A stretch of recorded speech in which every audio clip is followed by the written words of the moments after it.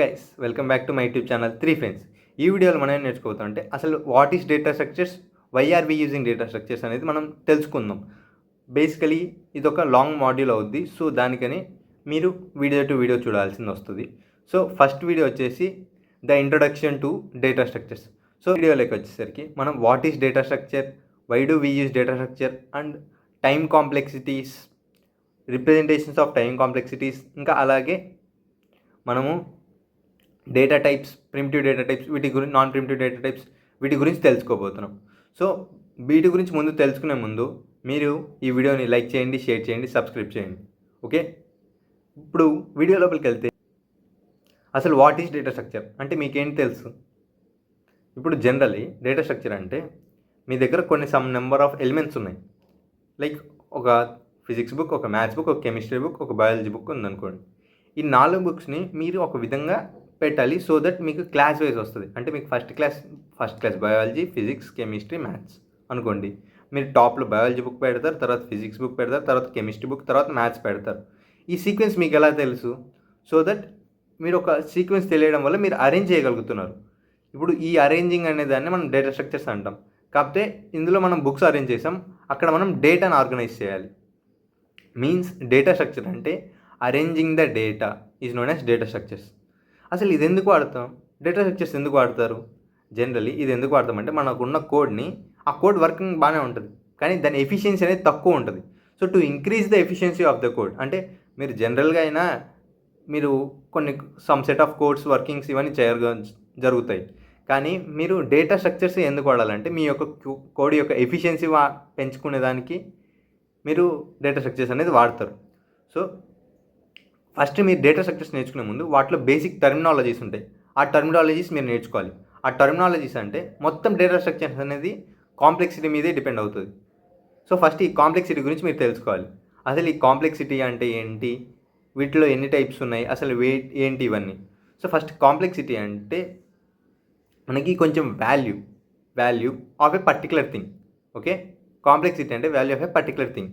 Okay, ఈ complexity అనేది data స్ట్రక్చర్స్లో 2 టైప్స్ డివైడ్ అయి ఉంటాయి. One is time complexity and other is space complexity.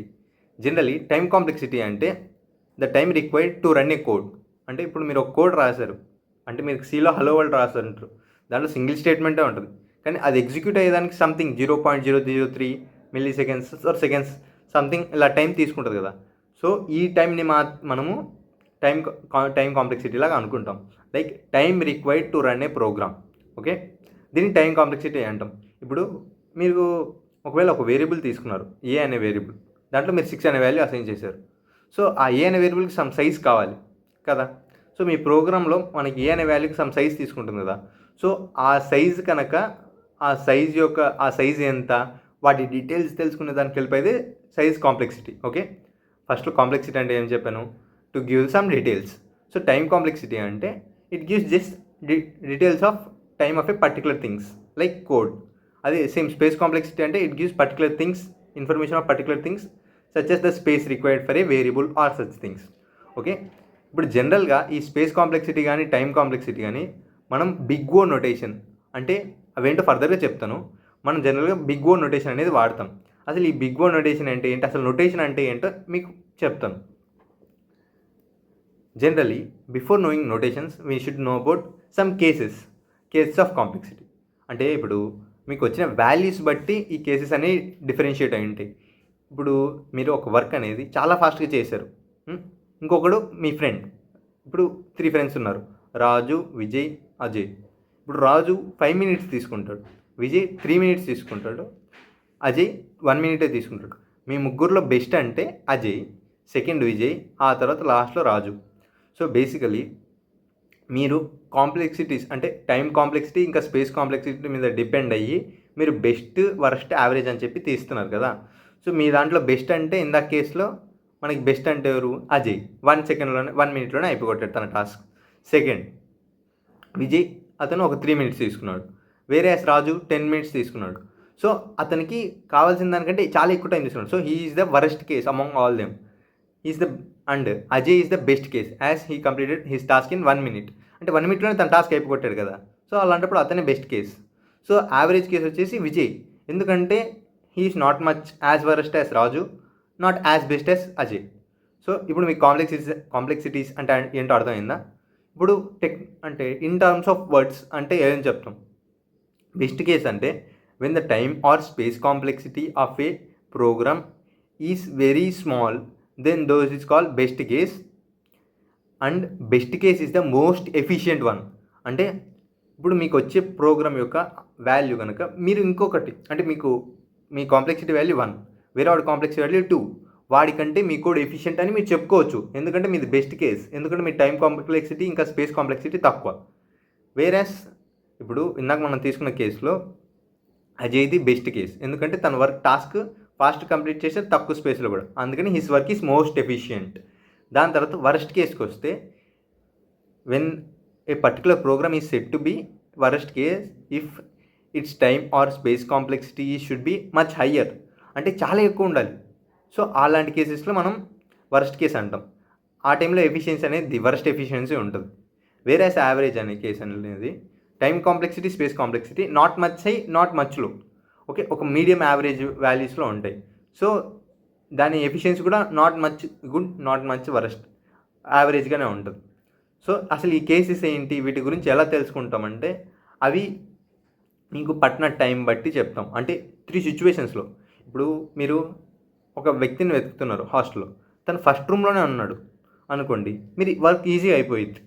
So that he is the best case. Or else ఇప్పుడు తన మీద ఫస్ట్ ఫ్లోర్లో ఉన్నాడు, టోటల్ 5 ఫ్లోర్స్ బిల్డింగ్, అతను మీకు గ్రౌండ్ ఫ్లోర్లో దొరికితే అది బెస్ట్ కేస్. ఇప్పుడు అతను ఒకవేళ సెకండ్ ఫ్లోర్లో దొరికాడు, ఇంకో కేసులో అతను 5th ఫ్లోర్లో దొరికాడు.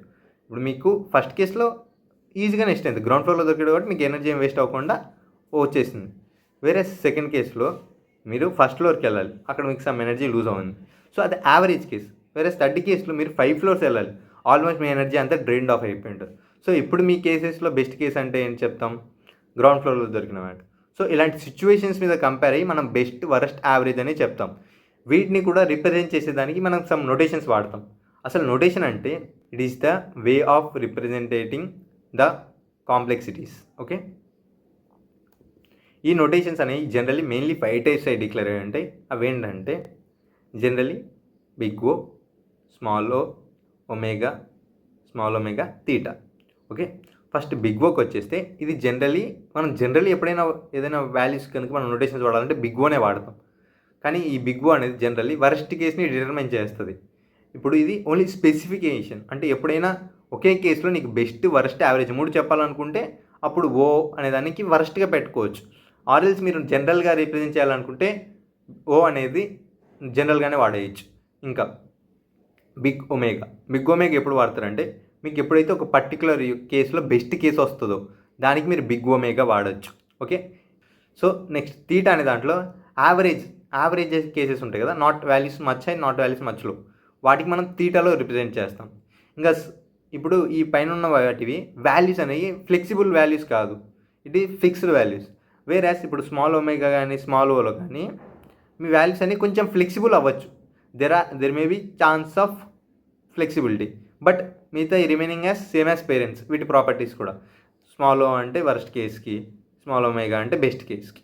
ఓకే, యావరేజ్ కేసులో మనం ఫ్లెక్సిబిలిటీ అనేది ఎలాగో తీసుకోము, ఎందుకంటే ఇట్ ఈస్ ఇన్ బిట్వీన్ కదా, మళ్ళీ దాని ఫ్లెక్సిబుల్ అయినా అవ్వకపోయినా పెద్ద మనకి చేంజ్ ఏం రాదు. సో ఇప్పుడు ఈ టర్మినాలజీస్ ఇవన్నీ బేసిక్ టర్మినాలజీస్. ఇప్పుడు అసలు డేటా స్ట్రక్చర్ అంటే ఏం చెప్పాను? Organizing the data, right? Organizing or arranging the data, ఇదే కదా డేటా స్ట్రక్చర్స్ అంటే. ఇప్పుడు డేటా స్ట్రక్చర్స్ని ఆర్గనైజ్ చేయాలనుకుంటున్నారు, కానీ ఇప్పుడు నేను నెంబర్ ఇచ్చాను, ఓకే, వేరే అతను తన నేమ్ ఇచ్చాడు.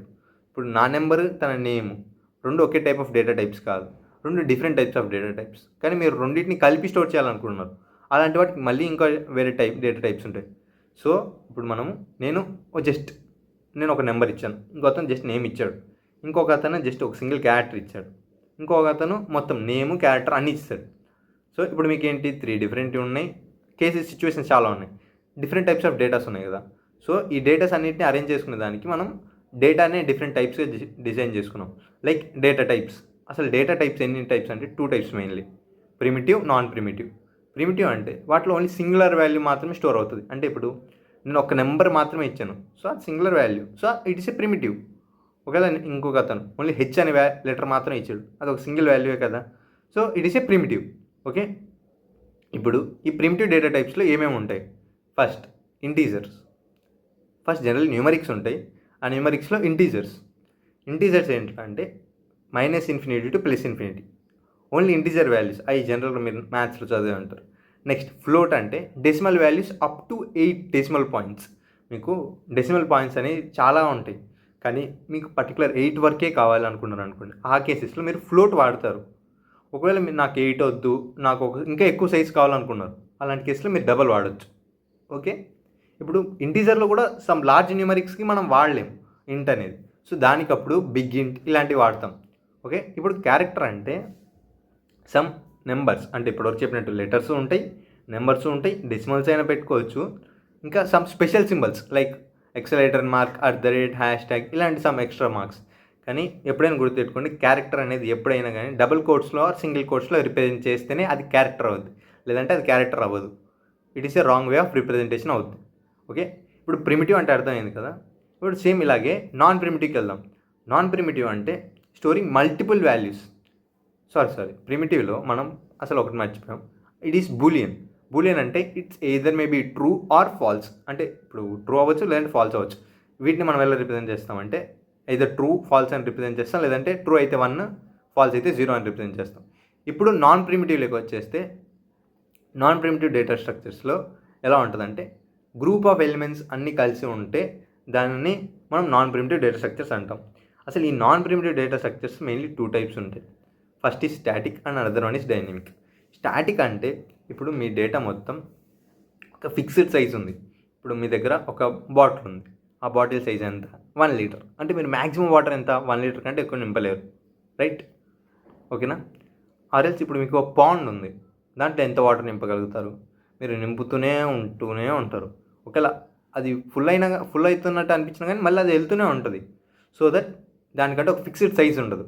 సేమ్ అలాగే స్టాటిక్ అంటే it has a fixed size. Okay, ఇప్పుడు మోర్ దెన్ సైజ్, ఇంకా సైజ్ కంటే ఎక్కువ ఇద్దాం అనుకున్నా కానీ మీరు ఇవ్వలేరు. వేరే స్టాటిక్లో ఎలా అంటే మీకు డేటా అనేది సమ్ తక్కువ క్వాంటిటీ ఉన్నా కానీ, అంటే మీరు డైనమిక్ అనే కేసెస్లో ఎలా వాడతారంటే ఇప్పుడు మీకు సైజ్ అనేది ఫుల్ అయిపోయింది, అయినా కానీ మీరు ఇంకో డేటా ఇవ్వాలనుకున్నా, అప్పుడు డేటా ఇచ్చేస్తే ఆటోమేటిక్గా సైజ్ పెరిగిపోయిద్ది. ఇంతున్న బాక్స్ ఇంత అయిపోయింది ఆటోమేటిక్గా. సో సైజ్ అనేది ఎక్స్ట్రా అయిపోయింది. ఓకే, ఇప్పుడు ఈ నాన్ ప్రిమిటివ్లో మనకి చెప్పాను కదా స్టాటిక్, డైనమిక్ అని. ఇప్పుడు ఈ స్టాటిక్లో మనకి ఒకటే టైప్ ఉంటుంది, ఇట్ ఈస్ అరేస్. ఓకే, అరేస్లో ఏంటంటే అరేస్ యొక్క ఫిక్స్డ్ సైజ్, అంటే అదంతా ఫిక్స్డ్ సైజ్. అసలు అరేని ఎలా చెప్పగలుగుతామంటే it's a collection of similar kind of data types. అంటే సేమ్ కైండ్ ఆఫ్ డేటానే ఉండాలి. అంటే ఇంటిజర్ ఉంటే మొత్తం ఇంటిజర్ ఉండాలి, స్ట్రింగ్స్ ఉంటే స్ట్రింగ్స్, క్యారెక్టర్స్ ఉంటే క్యారెక్టర్స్, ఓన్లీ అన్ని సిమిలర్ కైండ్ ఆఫ్ డేటానే ఉండాలి. అవి కూడా కంటిన్యూస్ మెమరీ లొకేషన్స్. ఇప్పుడు సిపి లోపల మెమరీ ఉంటుంది కదా, మనం ఇప్పుడు ఒక డేటాను వేరియబుల్ కనుక డిక్లేర్ చేస్తే సమ్ ర్యాండమ్ పొజిషన్స్లో ఉంటుంది, మనకి అన్నీ ఒకే చోటే కావాలి. అలాంటి టైంలో మనం అరేస్ వాడతాం. అరేస్ ఏం చేస్తుంది అంటే similar kind of data types మొత్తం తీసుకొని వాటిని కంటిన్యూస్ మెమరీ అలొకేషన్స్లో, అంటే ఇప్పుడు ఒక వాల్యూని ఇక్కడ స్టోర్ చేస్తుంది, దాని పక్కనే ఇంకో దాన్ని నెక్స్ట్ వాల్యూ అలా పక్కనే వాల్యూస్ అన్ని స్టోర్ చేసుకుంటూ ఉంటాయి. వాటిని మనం అరేస్ అంటాం. ఇప్పుడు అరేస్ తర్వాత నెక్స్ట్ స్టాటిక్. ఇప్పుడు మీరు స్టాటిక్ చెప్పారు, అది అరేస్. ఇప్పుడు డైనమిక్ అంటే వాటి సైజ్ అనేది ఫిక్స్డ్ కాదు. ఇప్పుడు వాటిలో కిందకి ఏమొస్తాయంటే link list, stack, queue. So ఈ 3 టైప్స్ గురించి మనం ఇన్డెప్త్గా మనం ఫర్దర్ క్లాసెస్లో తెలుసుకుందాం. అలాగే ఇప్పుడు ఇవన్నీ లీనియర్ డేటా స్ట్రక్చర్స్ అంటే ఎలా ఉంటాయంటే ఇవన్నీ ఒక లైన్ వేస్లో ఉంటాయి. అంటే ఇప్పుడు అరేస్ ఉన్నాయి, ఇప్పుడు ఫస్ట్ ఎలిమెంట్ ఇక్కడ, second element, third element, fourth and fifth element, ఇలా ఒక లైన్లోనే ఉంటాయి కదా. సేమ్ లింక్ లిస్ట్ కూడా ఎలా అంటే ఇక్కడ ఒక నోడ్, అంటే ఈ లింక్ లిస్ట్లో మనకి ఒక టర్మ్ ఉంటుంది కొత్త నోడ్. ఈ నోడ్లో మనకి 2 పార్ట్స్ ఉంటాయి, one is data part, another one is address part. అంటే ఎలా ఉంటుంది అంటే ఇప్పుడు ఇది ఒక నోడ్, దీంట్లో డేటా ఉంటుంది, ఇది ఏం చేసింది అంటే దీన్ని నెక్స్ట్ నోడ్ యొక్క అడ్రస్ దీంట్లో ఉండి ఈ అడ్రస్కి దీనికి ఇది ఇంకో నోడ్, ఈ నోడ్ ఈ అడ్రస్ ఇలా లింక్ అయిపోయి ఉంటాయి. సో దట్ ఇప్పుడు ఇందులో ఉన్న డేటా తర్వాత నెక్స్ట్కి వెళ్ళిపోవాలంటే ఈ నోడ్లోకి వచ్చేస్తుంది. సేమ్ అలాగే ఈ నోడ్కి ఇంకొక డేటా ఉంటుంది, అలా నోడ్స్ కనెక్ట్ అవుతుంటాయి. ఇవన్నీ లీనియర్ వేలో ఉంటాయి. ఓకే, వీటిని మనం లింక్ లిస్ట్ అంటాం. ఇంకా స్టాక్ క్యూకి వచ్చేస్తే స్టాక్ క్యూ అనేవి 2 మనం అరేస్ కానీ లింక్ లిస్ట్ వాడే ఇంప్లిమెంట్ చేయాలి. సో దట్ ఈ 2 కూడా ఆటోమేటిక్గా లీనియర్ డేటా స్ట్రక్చర్స్ కిందకి వస్తాయి. నాన్ లీనియర్ డేటా స్ట్రక్చర్స్ అంటే ఇప్పుడు ఆ డేటా అనేది మొత్తం ఒక లైన్లో కాదు, సమ్ ర్యాండమ్ పొజిషన్స్లో ఉంటాయి, వాటిని మనం నాన్ లీనియర్ డేటా స్ట్రక్చర్స్ అంటాం. జనరలీ అవి ఏంటంటే ట్రీస్, గ్రాఫ్స్. అసలు ట్రీస్ అంటే లైక్ ట్రీస్ అనే దాని ముందు మనం ఫస్ట్ గ్రాఫ్స్ అనేది తెలుసుకుందాం. గ్రాఫ్స్ అంటే it is represented in terms of vertices and edges. Okay, ఇప్పుడు మనకు కనుక క్లోజ్డ్ పాత్ కనుక లేదనుకో then it is a tree. Okay, every graph is a tree. Okay, sorry, every tree is a graph. ఎందుకంటే ఇప్పుడు ఏదైనా graph అనేది perfectly close అవ్వలేదు. Okay, then it is a tree. Okay, వాటిలో లూప్స్ అనేవి ఉండకూడదు. Okay, main thing. ఇప్పుడు graphs అంటే మనకి ఏం చెప్పాను, వర్టిసెస్, ఎడ్జెస్ ఉండాలని. సో ఒక వర్టెక్స్ ఇంకో వర్టెక్స్ మధ్య జాయిన్ అయ్యే, అంటే vertex is nothing but points, 2 points మధ్య వాల్యూ కనెక్ట్ అయ్యేది. లైక్ ఇప్పుడు మీకు హైదరాబాద్ టు బెంగళూరు ఉంది. హైదరాబాద్ టు బెంగళూరు మధ్యలో ఒక హైవే ఉంటుంది. సో ఇప్పుడు హైదరాబాద్, బెంగళూరు ఈ 2 వర్టిసెస్. ఓకే, నెక్స్ట్ ఈ మెయిన్ లైన్ ఉంటుంది కదా, లైక్ ఈ road is a edge. Okay, అర్థమైంది అనుకున్న టర్మ్స్. డేటా స్ట్రక్చర్స్ అనేవి 2 టైప్స్ డిఫరెన్షియేట్ అంటే linear, non linear. Linear data స్ట్రక్చర్స్లో మనకి స్టాటిక్, డైనమిక్ అని ఉంటుంది. ఓకే, ఇప్పుడు స్టాటిక్లో అంటే అరేస్, డైనమిక్లో అంటే లింక్డ్ లిస్ట్, స్టాక్, క్యూస్. ఇప్పుడు నాన్ లీనియర్కి వచ్చేసి ట్రీస్, గ్రాఫ్స్. ఓకే, ఇవి మళ్ళీ ఫర్దర్గా క్లాసిఫై ఉంటాయి. సో మెయిన్ అంటే ఇప్పటివరకు అయితే ఇవి. సో ఇక్కడ వరకు అయితే అంత క్లారిటీగానే ఉందనుకున్నాను. అసలు డేటా స్ట్రక్చర్ అంటే ఏంటి, వీటి గురించి అంత క్లారిటీ ఉందా, ఆర్ఎల్స్ లేకపోతే మళ్ళీ ఫస్ట్ నుంచి వీడియో చూడండి. ఒకవేళ అర్థం కాకపోతే నాకు ఇన్స్టాలో మెసేజ్ చేయండి. ఓకే, ఈ వీడియోని ఇంతటితో ఎండ్ చేస్తున్నాను. మీకు కనుక ఈ వీడియో నచ్చినట్టుంటే లైక్ చేయండి, షేర్ చేయండి, సబ్స్క్రైబ్ చేయండి, అలాగే మీ ఫ్రెండ్స్కి చెప్పండి. ఓకే, అప్పటి వరకు ఈ వీడియోని చూస్తూ నేర్చుకుంటున్నాను. అలాగా ఇంకో వీడియో చేసేస్తాను. See you then, bye.